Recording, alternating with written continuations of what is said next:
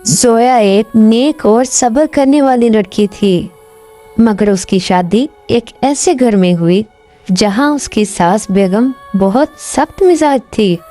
वो हर बात पर जोया को टोकती और बुरा भला कहती।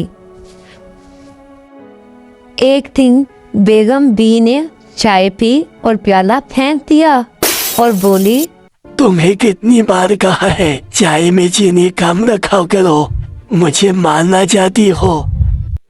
जोया ने प्याला उठाया और मुस्कुराते हुए बोली, माजरत अम्मी जान, आगे से ध्यान रखूंगी। जोया का शोहर असलम ये सब देख रहा होता है।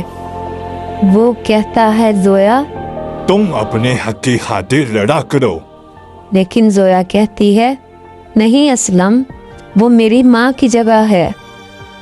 लड़ने से कुछ नहीं होता, सब्र करने से घर बनते हैं।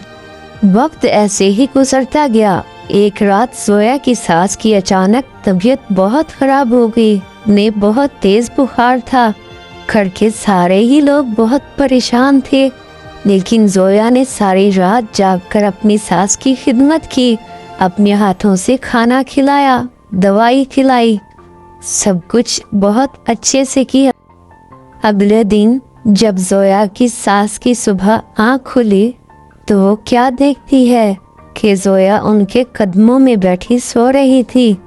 उसकी सास को पुरानी सारी बातें याद आई कि वो कैसे इस मासूम लड़की पर जुल्म कर रही थी और वो कैसे उसकी जान बचा रही है, उसकी खिदमत कर रही है।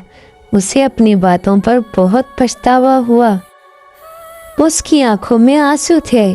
उसने जोया को उठाया और गले से लगा लिया और कहने लगी, बेटी, मैंने तुम्हारी कदर नहीं की, तुम्हारे साथ बहुत बुरा सलूक किया, मुझे माफ कर दो।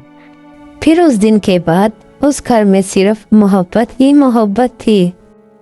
दोस्तों, इस कहानी से हमें ये सबक मिलता है कि सब्र और मोहब्बत से सख्त दिल को नरम किया जा सकता है।